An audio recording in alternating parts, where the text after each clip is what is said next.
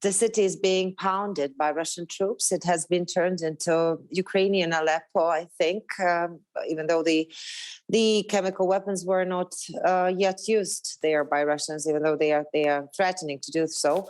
But the city is destroyed, and the stronghold of our Marines and our volunteer battalion over there, the remnants also of the policemen and border guards are keeping together and are giving it a serious fight. The problem is that we do not have enough weaponry of the middle to long range to ensure that we are helping them from the military standpoint to deblock the besieged city of Mariupol, and that's the pain that we have, and we cannot get also the citizens out. Supposedly, the corridor had to work this afternoon. I haven't seen the reporting yet whether citizens have been able to get out, because quite a few of the humanitarian corridors have been pre-agreed with Russians, but they have been blowing up the cars, trying to evacuate, or stopping the buses with people and sending them into so-called filtration, not allowing them to leave. The mayor of Mariupol estimates that there are still around 100,000 civilians still inside the city. In your mind, is it a case of not if, but when Mariupol is completely taken over by Russian forces now? And when that happens, what happens next?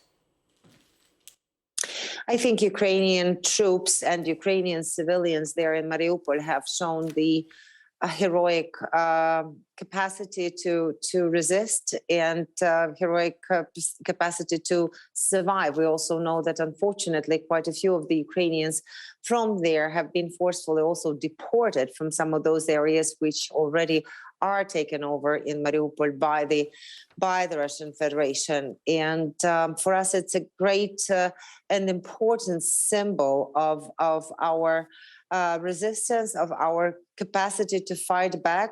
So I think none of the Ukrainians is thinking of the day or the time when Mariupol can be overtaken by Russian troops. I also hope that maybe some of those weaponry that is being sent to us by the foreign governments could be used to help the city to be unblocked. Yeah. Your President Zelensky, renewed calls for more weapons from the West, pointing out that the US has committed millions of dollars worth of weapons, for example, just to single out one country. But he said they spent billions on weapons in the wars in Afghanistan, and you mentioned Aleppo in Syria. Do you need that level of investment to win? Because your president said, look, if we'd have had that kind of weaponry, we'd have won already. We have finally got to the point when there is no discussion whether offensive or defensive weaponry, what is there for Ukraine to be sent. Finally, I think the whole world, free world, has understood that every single piece of weaponry for Ukraine right now is of defensive nature, because we are defending our state and our nation for survival. So definitely more and more urgently, and heavy weapons and long-range weapons. That's exactly what we need in order to ensure that not only Mariupol, but also Kharkiv is protected, also the other cities in the east of Ukraine, where the assault is gaining momentum from the Russian Federation, where artillery shellings are just continuously ongoing during those latest couple of days.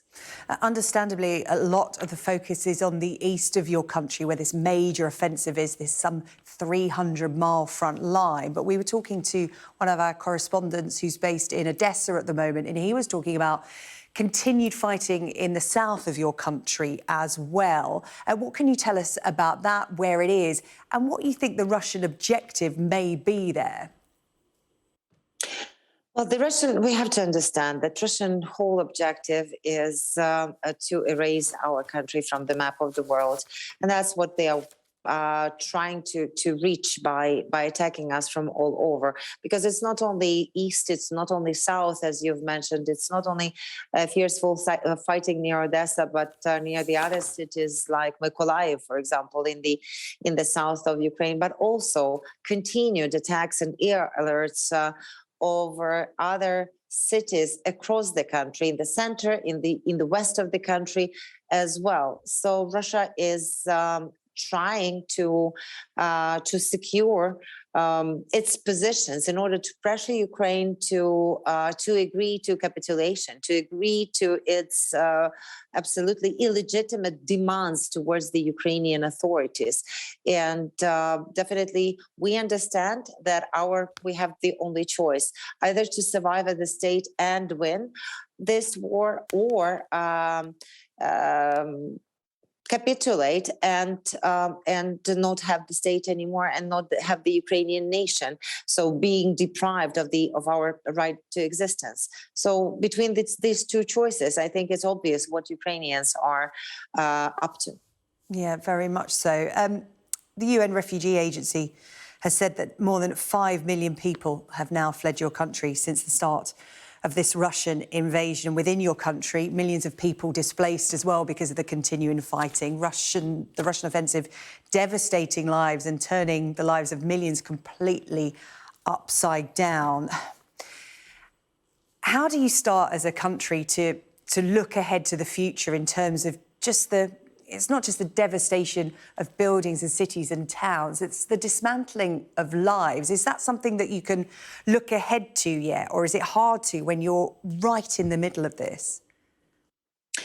Well, it's definitely hard to look in the future, but definitely we are driven by the desire to preserve the country, to preserve the nation, and to ensure that if not 100%, but then at least 95 to 98% of all those who have fled the country from this brutal war that a Russian terrorist state is carrying out on our soil, that they will return back. And that means plans for rebuilding of the country, but also, I think also a lot will have to be a lot of trauma, psychological trauma that we will have to be dealing with, and a lot of possibilities that will have to be created for the people to come back, especially if their homes have been ruined, especially if they have no place where to return because of the destruction here, or because of the destruction of infrastructure, which will also take some time in order to repair it.